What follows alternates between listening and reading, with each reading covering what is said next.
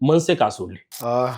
खरं म्हणजे मी गेल्या 17 वर्षापासून मनसेचा कार्यकर्ता म्हणून काम करतोय आणि काम करत असताना पक्षाची भूमिका सातत्याने जी पक्षाने घेईल ती मांडलेली आहे आणि पूर्ण करतोय.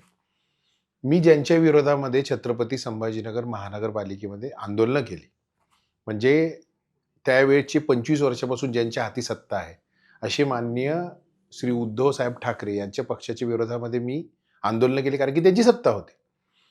म्हणजे एकच मुद्दा मांडतो, की गेल्या 8 दिवसापासून गेल्या 8 म्हणजे रोज 8 दिवसानंतर प्रत्येक महिन्याला आपल्याकडे पाणी येतं. 8 दिवसानंतर लोकं पाणी भरतात इथं.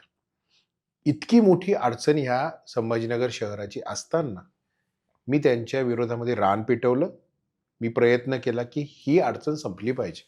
मी अनेक मुद्द्यांवर आंदोलनं केली. परंतु काय झालं, की मला कुठेतरी असं वाटलं, की आता पक्षाने एक निर्णय घेतलाय त्यांच्यासोबत जाण्याचा. मी थांबलं पाहिजे.